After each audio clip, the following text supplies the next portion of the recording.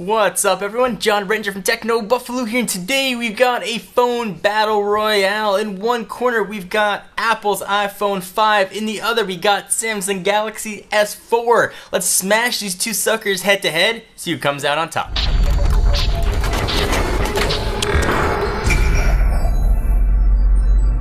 Alright, so before we get into all the battles and fighting, let me give you a few disclaimers. Yes, the iPhone 5 was announced last September, which in cell phone years makes it a grandfather. But it did just come out on T-Mobile, and this decision a lot of folks are facing when they come to get a new phone. Do they want the current generation iPhone, or do they want the latest Samsung Galaxy device? So of course, once the iPhone 5S comes out, we will update this review and do a complete comparison comparing both those devices, but at least for now, this is the latest Apple handset against the latest Samsung handset. So let's go ahead and smash it up. So I do my reviews, the first thing I usually talk about is reception. Both of these guys had almost identical reception, pulling in the same bars, which I know is kind of just algorithmic gibberish for what shows up on the screen, but reception was solid for both. I got solid LTE on each, and this review is done using both AT&T models, so iPhone and Galaxy S4. I'm not going to get too into the operating system stuff since we've covered that ad nauseum. I'll talk a little bit about some of the S features and some custom stuff that Apple's got with the iOS, but not much operating system things. So if you want to see specific OS stuff, go back and check the reviews for each of these phones. So whenever I do these versus videos, I try and pick the categories most important to me and the categories I think might be most important to you, but obviously there are tons of other things we could discuss, and this would be a 17-hour video. So I picked the four I thought were most important. If there were some that don't fall in that, you could sort of fill them in yourself. So the four we're going to talk about are, number one, screens. These are all touchscreen phones and you got to be able to see them. So that is line item number one. Number two, we're going to talk about camera. Both these phones boast pretty impressive cameras. We're going to talk a bit about those suckers. Next, we're going to talk about build and the build of each and what that gives or subtracts from each phone. And then there's talk about some intangibles, because there are a lot of intangible things about each of these devices, and we are going to declare a winner. And none of that, it's a tie. The choice is up to yours. Cop-out answers, one of these phones will win.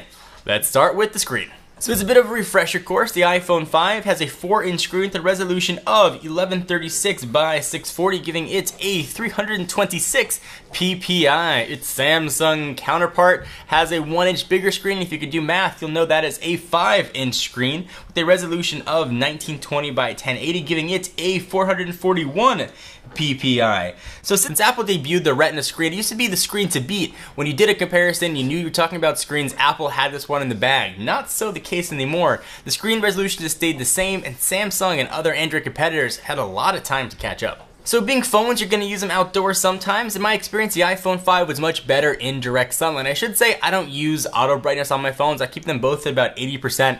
In direct sunlight, I could almost always see what was on the iPhone 5. Not always the case with the Galaxy S4. So ding, that subcategory goes to the iPhone. But the Samsung's got a lot of screen niceties tucked away inside of it. So the S4 had better viewing angles. You could view it from the side much better. Of course, having a bigger screen and bigger resolution, you could see much more content. For instance, when we go to technobuffalo.com, we could see a whole separate article extra that we couldn't see on the iPhone 5. So we're talking about playing games or watching video. The honest answer is I couldn't really tell that much of a difference between the two. Obviously the screen size was different, but both of them looked awesome. So that, is going to be a tie, but if you have to pick a winner when it comes down to screen, I will take better viewing angle, I will take larger size, any day. That one goes to the Samsung Galaxy S4. So next, let's talk some camera action. We've got a 8 megapixel shooter living here on the iPhone 5, and we've got a 13 megapixel shooter living here on the Galaxy S4. Our own Brandon Russell did a ton of camera comparisons comparing how things looked in low light, high light, or just normal freaking sunlight, comparing these two phones. They were very impressive.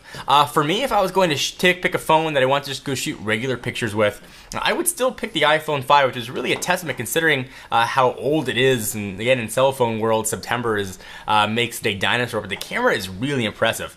And that goes to show that megapixels aren't everything. Now, having said that, the Galaxy S4 offers a ton more features in the built-in camera app. There's a huge amount of things you can do, from best face to action shots, and a lot of other cool things they packed underneath the hood here. Now, the iPhone can do a lot of those, but we gotta do separate apps, and for me, that gets a little bit on the annoying side.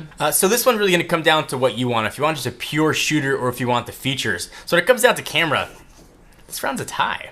Alright, next let's talk about build, and before everybody out there starts screaming, but the plastic build makes it do so many more things, calm down. I'm gonna get to that. Build quality on the iPhone has been outstanding. Since the very first iPhone came out, you've got a single piece of aluminum that it's carved out of, and the phone just feels incredible. It hasn't held up that well over the past 8-ish months. It's got some dings around the outside. I don't use a case on it though, so that could very well be my fault, but the phone feels outstanding. Apple nailed the design of the iPhone 5. This is the best looking iPhone they've ever had. It feels incredibly light to the point where you almost forget that there's a battery inside of it. Every inch, every millimeter, every centimeter, every nanometer of this phone, you could tell attention to detail was paid to it, and it really shows. The build quality is absolutely outstanding. Now when it comes to the build quality of the Galaxy S4, we've talked about this ad nauseum, but it bears sort of repeating once more. It's plastic. Some of you might not mind it, some of you might actually like it, but for me, it doesn't scream high quality, at least on the build quality side.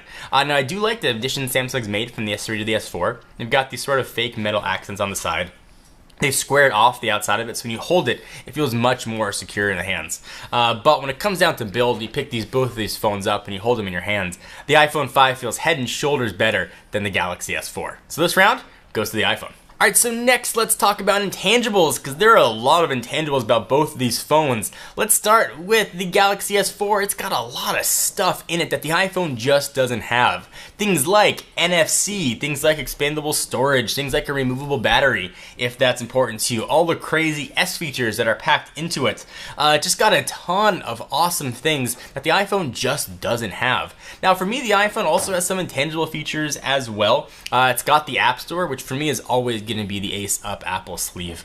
The App Store is incredible. Apps are designed just for these devices. They only have to support a few screen sizes, and the app experience, if you compare the same app on iOS and Android, almost always is a better experience on iOS. Also, Apple of course has the iCloud, which I know there's a lot of cloud solutions for both and cross platforms, and some just meant for Android.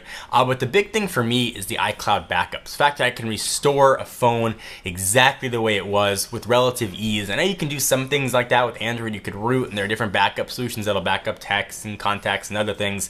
But as far as a seamless backup experience, the iPhone really has that one nailed.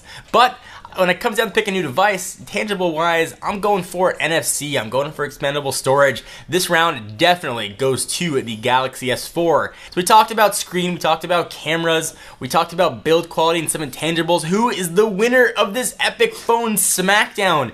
It is Samsung's latest, the Galaxy S4. Now if you're deciding between these two phones and you think Apple might be the way to go, your best bet's going to be to wait. The iPhone 5S is clearly lurking just around the corner, perhaps only a few weeks away at Worldwide Developers Conference in San Francisco. But if you're new and you just want to pick up a new phone right now and you don't really care which iPhone is out, your best bet is going to be the Galaxy S4. And of course, once Apple unleashes the 5S, we'll update this video and show you what that has. We may have some new competition, but this is a decision a lot of people make when they go to a store. iPhone 5, Galaxy S4, for my money, I'd pick up the Samsung. So what do you guys think? Do you agree, disagree? I'd love to hear your thoughts. Leave your comments down below, and please give the video a thumbs up and try to keep them comments civil. Hope you enjoyed. I am John Redger from Techno in Buffalo. Check us out for the latest and greatest tech news. I will see you in the next video.